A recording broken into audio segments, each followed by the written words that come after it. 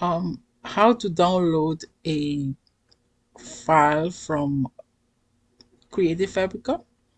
You go to your to the image you want, click on download.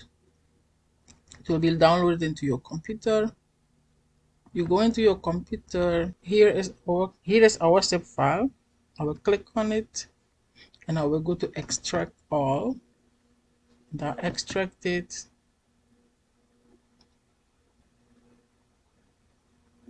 And then here is the extracted one. Okay, and then I'm going to delete this,